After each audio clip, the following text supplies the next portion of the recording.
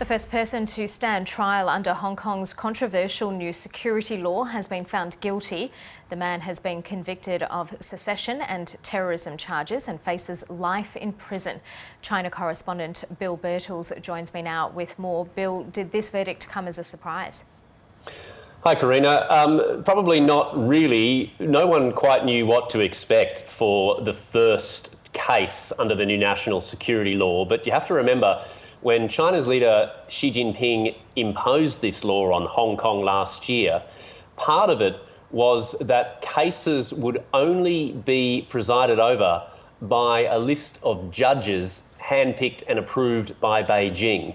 Now, we're not saying necessarily that those judges were expected to give certain outcomes, but it's not as though any judge who is working in the Hong Kong system can preside over these cases. So the first case today, 24-year-old Tong Ying-kit, he was a waiter in Hong Kong, but his life took a heck of a change of direction when on July the 1st last year, it was a day of protest in Hong Kong. The national security law, which I've just referred to, had just been imposed. And he decided during one of these protests to ride his motorbike deliberately into police. And you have to remember the streets were wall to wall with cops that day trying to shut down this illegal protest. So he's been convicted of terrorism for crashing his motorbike deliberately into the police. But it's the second conviction which is probably more significant. He's also been convicted of inciting secession. And the reason, Karina, is because he had a flag which he was carrying on his motorbike, which had the very popular slogan of the Hong Kong protests, which read, "Liberate Hong Kong, revolution of our times." So in deciding today that that slogan is a secessionist slogan, that basically means those words are now outlawed in Hong Kong. Yeah, so is that one of the major takeaways from this result?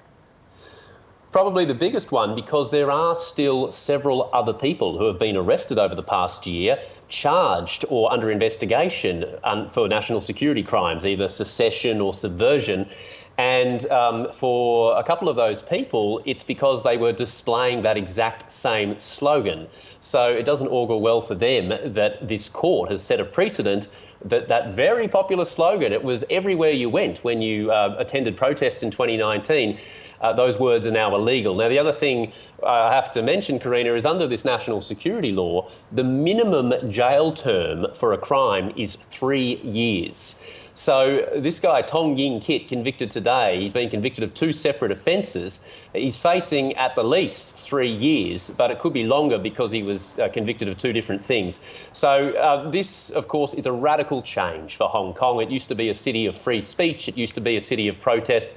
Now, a court has officially outlawed a slogan, and the consequences literally are years in jail. Yeah, worrying developments. Bill Birtles reporting.